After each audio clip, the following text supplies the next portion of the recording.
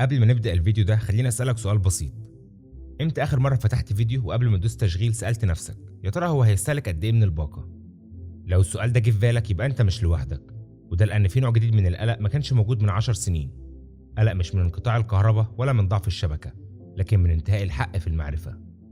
إحنا جيل بيتعلم ويشتغل ويحب، وكل ده وهو باصص على عداد. العداد ده مش بس بيقيس استهلاكنا، العداد ده بيقيس حريتنا. وبما انك ضغطت على الفيديو ده فخليني اقول لك ان الفيديو ده مش عن باقة ولا عن سرعة. الفيديو ده عن ايه اللي ممكن يحصل لعقل الانسان لما المعرفة هيبقى ليها سقف. ولو السقف ده نزل هل الانسان هيبدأ يفكر اقل؟ تعالوا نشوف. قبل ما نتكلم عن الانترنت المحدود لازم نفهم ايه هو الانترنت اصلا. الانترنت مش تطبيق بنفتحه ونقفله، ولا واي فاي بيقع فبنزعق، ومش شركة واحدة نقدر نشاور عليها ونقول هي دي المشكلة. الانترنت كان اكبر من كده بكتير. الانترنت عبارة عن شبكة أعصاب كونية زي الجهاز العصبي في جسم الإنسان بالظبط. المخ في حتة والأعصاب منتشرة في كل حتة، وأي إشارة صغيرة بتلف الجسم كله في جزء من الثانية. حاجة واحدة تتعطل الجسم كله يتلخبط. الانترنت شغال بنفس المنطق. ملايين السيرفرات موجودة في دول مختلفة بتتكلم مع بعض 24 ساعة في اليوم. كابلات بحرية ماشية تحت المحيطات بطول مئات آلاف من الكيلومترات، شايلة بيانات العالم كله من مكالمة بسيطة لحد تحويلات بنوك بمليارات. مراكز بيانات بحجم ملاعب مليانه اجهزه شغاله ليل نهار علشان اي صوره تبعتها توصل في ثانيه. بروتوكولات وقوانين غير مرئيه بتنظم الكلام ده كله وتخلي الاجهزه تفهم بعض من غير ما تحس باي حاجه. طيب يعني ايه بقى الكلام ده كله؟ يعني الانترنت مش رفاهيه ولا كماليات ولا حاجه ممكن نستغنى عنها شويه.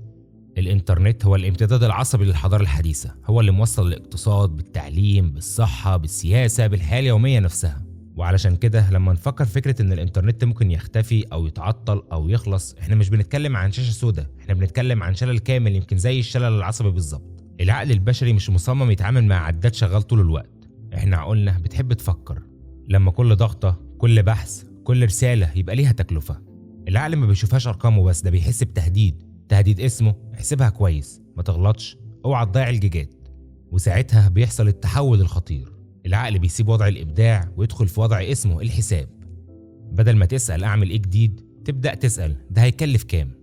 بدل ما تجرب تتراجع، بدل ما تستكشف تختصر. الفضول يتقفل عليه فرامل، الأفكار المجنونة تتقص قبل ما تكبر. وكل ده لأن العداد شغال والثواني بتتحسب والخوف بيكبر. العقل البشري لما يحس إن كل حركة ليها تمن بيشتغل بوضع البقاء مش بوضع الابتكار. أكون في أمان قبل ما أكون جريء، اقتصد قبل ما اطلق العنان الخيالي، يعني من الاخر قبل الابداع لازم انجو واحافظ على اللي معايا. وعلشان كده فكرة الانترنت المحدود مش مجرد سرعة اقل ولا استهلاك اقل، دي اعادة برمجة لطريقة تفكير الانسان نفسه. من عقل بيحلم لعقل بيحسب، ومن حضارة بتجرب لحضارة بتخاف تغلط. الانترنت كامتداد للمخ. احنا مش بس بنستخدم الانترنت، احنا بنخزن نفسنا فيه. ارقام تليفونات كنا زمان حافظينها دلوقتي مش موجودة في دماغنا اصلا، ده غير التنبيهات، خرائط، عناوين، أسماء، تواريخ. المخ سلم كل ده للإنترنت، وده مش كسل منه، ده تكيف. زي ما الإنسان زمان سلم الذاكرة للكتابة وبعدين للكتب وبعدين للهارد ديسك، دلوقتي أصبح الإنترنت هو الذاكرة الخارجية للإنسان الحديث. مش بس بنتكلم عن معلومات، احنا بنتكلم عن صور، فيديوهات، محادثات، ضحك، خناقات، لحظات ما تتعادش، ذكريات كاملة موجودة على سيرفر في حتة ما نعرفش مكانها. المخ اتوسع بره الجمجمه وبقى ليه امتداد بره الجسد. وعلشان كده لما الامتداد ده يبقى محدود او مهدد او غير مضمون، المخ ما بيحسش ان خدمه التخزين دي وقفت وبس، ده بيحس انه فقد جزء منه. احساس قريب من النسيان القسري، قريب من فقدان الذاكره الجزئي، قريب من انك تصحى وتحس ان في حاجه ناقصه بس ما تعرفش هي ايه. وكل ده مش لان الانترنت مهم، لكن لان المخ بقى معتمد عليه. وعلشان كده اي حد يفكر ان تقييد الانترنت بساعه محدده قرار تقني وبس، هو مش فاهم انه بيتعامل مع امتداد نفسي وعصبي للعقل البشري نفسه. تعالوا بقى نتكلم عن التأثير النفسي المباشر. اللي هنتكلم عنه دلوقتي مش قلق عادي ومش اكتئاب ولا توتر تقليدي نقدر نحطه في خانة معروفة. ده نوع قلق جديد ظهر مع العصر الرقمي واسمه Digital Scarcity Anxiety. قلق ناتج عن إحساس إن المورد الأساسي للحياة الحديثة بقى محدود.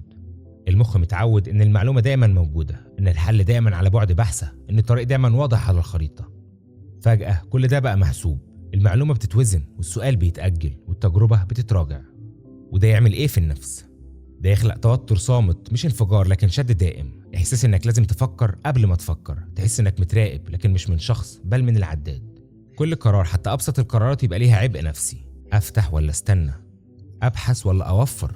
ومع الوقت العقل يدخل في حالة ترقب مستمر، زي واحد عايش وفي دماغه دايما سؤال: هما دول آخر شوية؟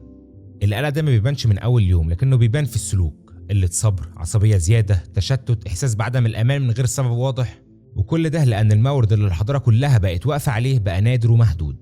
وده أخطر نوع قلق مش جاي من خطر مباشر، لكن من خوف إن الأساس نفسه مش مضمون. الإنسان لما يعيش في بيئة ندرة مخه بيتغير، وده مش رأيي، ده نمط معروف. العقل بيبدأ في ترتيب أولوياته، مش علشان يكون أسوأ لكن علشان ينجو.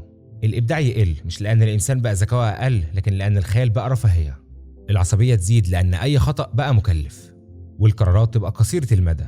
تفكير دلوقتي وبس، اللي في إيدي أضمن نفسي. المستقبل يبقى فكرة بعيدة مش هدف، وده بيحصل في ندرة الفلوس، ندرة الأمان، وندرة الوقت.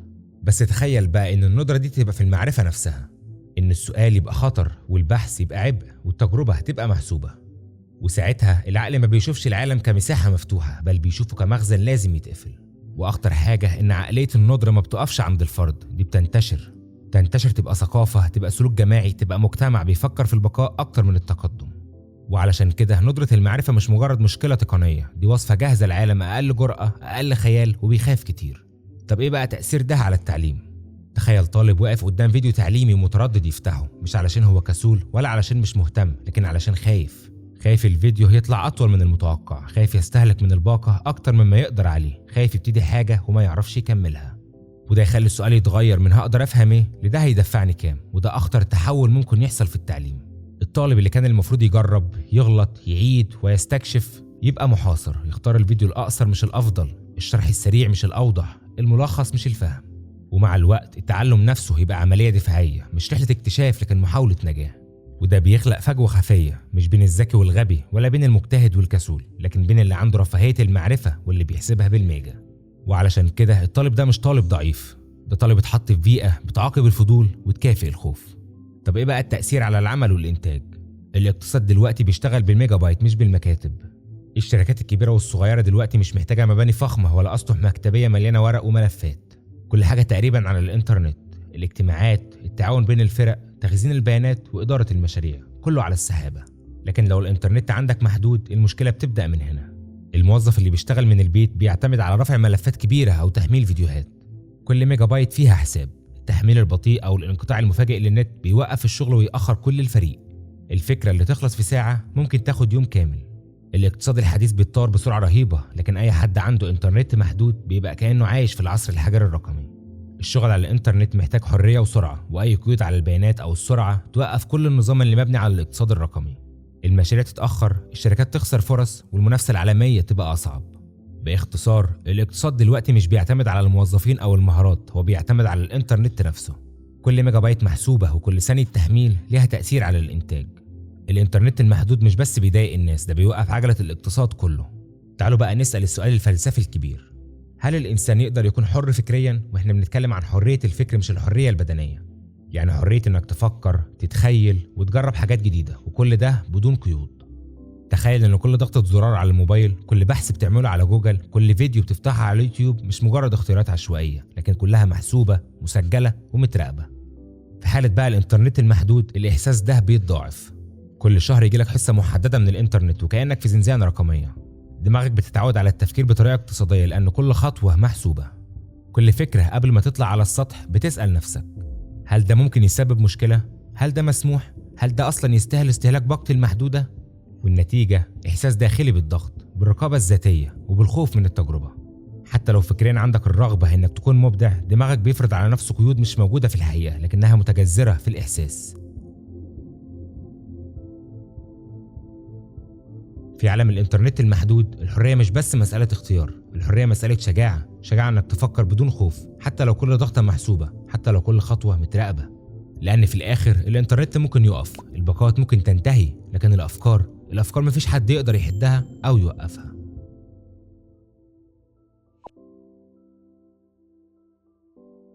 خوارزميات اليوتيوب بتقول إن الفيديو ده ممكن يعجبك، ليه ما تدلوش فرصة وتسمعه؟